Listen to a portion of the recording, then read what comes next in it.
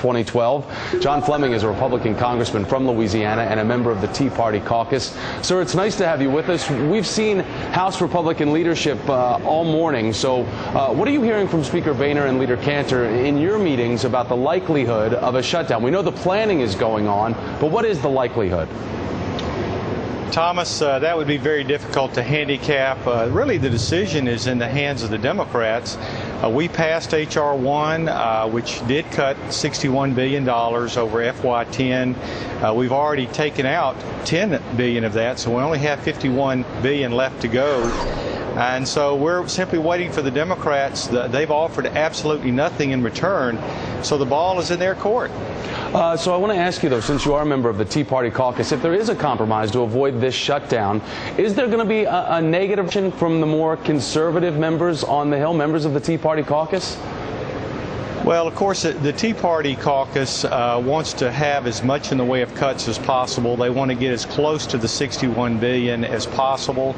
And so I would say that the closer we can get to that, hopefully all the way there, the more satisfied the Tea Party will be. But this is a long process. This is not just on this CR. We're launching our budget today with long-term spending cuts. So I don't think there's any one number that's going to make everybody happy or make people angry.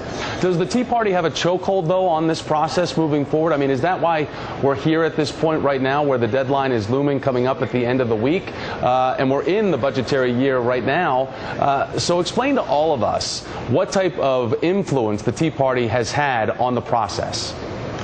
I think the Tea Party has a very significant influence on the process, but I wouldn't characterize it as a chokehold.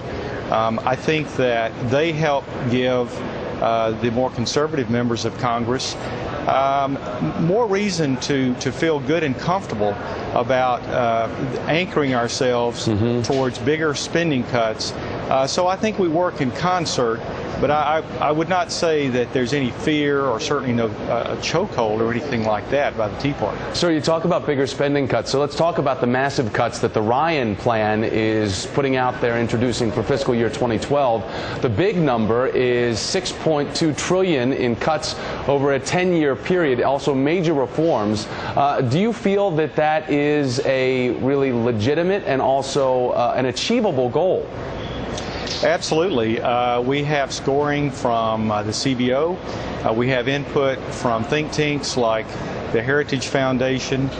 This is a combination adding revenue by increasing jobs, lowering the tax rates, but broadening the tax base, taking out loopholes in the tax system, and at the same time creating a more competitive system when it comes to Medicare and also block granting Medicaid, so governors and legislators will be in much better position to do what's best for their state and save money rather than unfunded mandates, which is what we have today.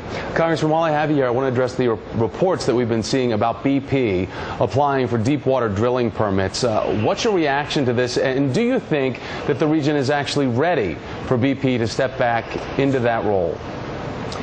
Well, I'm not on the ground. I don't know all the criteria and all of the evaluations. I would say that as long as BP is meeting all the criteria, and we've added a number of regulatory criteria out there, as long as they meet the standards that are set up, then I think it's fine for them to move forward. On the other hand, if they're not cutting the mustard, then I don't think BP should be given a break at all. Do the people of your state, the people that you represent, trust that BP is ready to go back?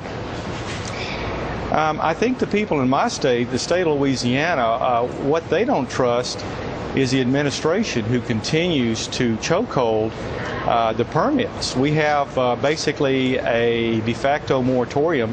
There's only been 7, maybe 8 permits in the deep water been created. We're losing rigs to Brazil, and we're going to be paying for Brazilian oil when we could be getting it domestically here. So the real anger, the angst among the people of Louisiana is towards the administration and their unwillingness to allow us to drill and to produce. You have to understand that our oil production in the deep water has now dropped from 1.7 million barrels a day to 1.59, and it continues to go down by about 2,000 barrels per year. But no one's upset about the 200 million barrels that spilled into the Gulf less than a year ago, and aren't concerned about the fact that that could really rip apart what the fishing industry and the rest of the coastline industry is trying to jump back from? Thus far, we have not seen any long-term effects on the fishing industry. Obviously, we're not happy about the spill. It's our environment, and we don't like oil spills. We don't want to see that happen again.